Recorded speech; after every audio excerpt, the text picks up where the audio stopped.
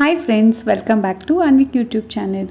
ಇವತ್ತು ನಾವು ರುಚಿಯಾದ ಪೊಂಗಲ್ನ ಹೇಗೆ ಮಾಡೋದು ಅಂತ ಈ ವಿಡಿಯೋದಲ್ಲಿ ನೋಡೋಣ. ಇದಕ್ಕೆ ನಮಗೆ ಮೊದಲನೇದಾಗಿ ಅರ್ಧ ಕಪ್ಪಷ್ಟು ಹೆಸರುಬೇಳೆ, ಸ್ವಲ್ಪ ಎಣ್ಣೆ, 1 ಬಟ್ಲಷ್ಟು ಅಕ್ಕಿ, ಜೀರಿಗೆ, ಮೆಣಸು, ಶುಂಠಿ, ಬೆಳ್ಳುಳ್ಳಿ, ಕೊಬ್ಬರಿ ತುರಿ, ಹಸಿಮೆಣಸಿಕಾಯಿ ಹಾಗೂ ಕರಿಬೇವು, ಕಾಯಿಸ್ಕೊಂಡಿರೋ ಹಾಲು, ಅರಿಶಿನ ಪುಡಿ, ಕೊನೆಯದಾಗಿ ಉಪ್ಪು ಬೇಕಾಗುತ್ತೆ.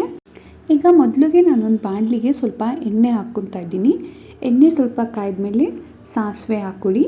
ಸಾಸಿವೆ ಸಿಡಿಯೋಕ್ಕೆ ಸ್ಟಾರ್ಟ್ ಆದಾಗ ನಾನು ಇದಕ್ಕೆ ಸ್ವಲ್ಪ ಕರಿಬೇವು ಹಾಗೆ ಜಜ್ಕೊಂಡಿರೋಂಥ ಒಂದು 5-6 ಬೆಳ್ಳುಳ್ಳಿನ ಹಾಕ್ಕೊತಾ ಇದ್ದೀನಿ.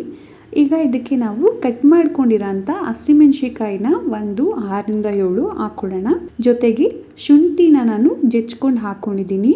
ಈಗ ಇದಕ್ಕೆ ಸ್ವಲ್ಪ ಅರಿಶಿನ ಪುಡಿ ಹಾಗೂ ಜೀರಿಗೆ ಮತ್ತು ಮೆಣಸನ್ನ ನಾನು ಕುಟ್ಕೊಂಡು ಹಾಕ್ಕೊಂಡಿದ್ದೀನಿ. ಈ ರೀತಿ ಹಾಕ್ಕೊಳ್ಳೋದ್ರಿಂದ ಒಳ್ಳೆಯ ಸುವಾಸನೆ ಕೊಡುತ್ತೆ. ಹಾಗೆ ನಾವು ಶುಂಠಿನ ಯೂಸ್ ಮಾಡೋದ್ರಿಂದ ಅದು ನಮಗೆ ಜೀರ್ಣಕ್ರಿಯೆಗೆ ಸಹಾಯ ಮಾಡುತ್ತೆ. ಈಗ ಇದಕ್ಕೆ ನಾವು ಸ್ವಲ್ಪ ನೀರು ಹಾಕ್ಕೊಂಡು ರುಚಿಗೆ ತಕ್ಕಷ್ಟು ಉಪ್ಪನ್ನ ಆ್ಯಡ್ ಮಾಡ್ಕೊಳ್ಳೋಣ. ಹಾಗೆ ಇದನ್ನು ನಾವೀಗ ಸ್ವಲ್ಪ ಚೆನ್ನಾಗಿ ಕುದಿಸ್ಕೊಳ್ಳೋಣ.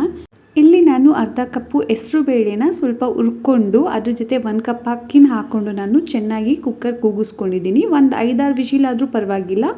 ಅನ್ನ ಚೆನ್ನಾಗಿ ಮೃದುವಾಗಿದ್ದರೆ ಪೊಂಗಲ್ ಚೆನ್ನಾಗಿ ಬರುತ್ತೆ. ಈಗ ಇದಕ್ಕೆ ನಾನು ಮಾಡ್ಕೊಂಡಿರೋ ಒಗ್ಗರಣೆನ ಆ್ಯಡ್ ಮಾಡ್ತಾ ಇದ್ದೀನಿ.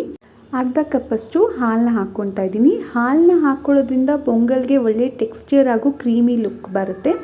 ಈಗ ಇದಕ್ಕೆ ನಾನು ಕೊನೆಯದಾಗಿ ತುರ್ಕೊಂಡಿರೋ ಕೊಬ್ಬರಿ ತುರಿ ಹಾಗೂ ಕೊತ್ತಂಬರಿನ ಹಾಕ್ಕೊಂಡು ಗ್ಯಾಸ್ನ ಆಫ್ ಮಾಡಿ ನಾನು ಈಗ ಇದನ್ನು ಒಂದ್ಸಲಿ ಕ್ಲೀನಾಗಿ ತಿರ್ಕೊತಾ ಇದ್ದೀನಿ. ನಿಮ್ಗೇನಾದ್ರು ಪೊಂಗಲ್ ಗಟ್ಟಿಯಾಗಿದೆ ಅನಿಸಿದ್ರೆ ನೀವು ಬೇಕಾದ್ರೆ ಬಿಸಿ ನೀರನ್ನ ಸಹ ಆ್ಯಡ್ ಮಾಡ್ಕೊಂಡು ಇದನ್ನು ತಿರ್ಗಿಸ್ಕೋಬೋದು. ಕೊನೆಯದಾಗಿ ತುಪ್ಪ ಹಾಕ್ಕೊಂಡ್ರೆ ರುಚಿಯಾದ ಪೊಂಗಲ್ ಸವಿಯಲು ಸಿದ್ಧ. ಈ ವಿಡಿಯೋ ನಿಮಗೆ ಇಷ್ಟ ಆಗಿದ್ರೆ ಲೈಕ್ ಮಾಡಿ.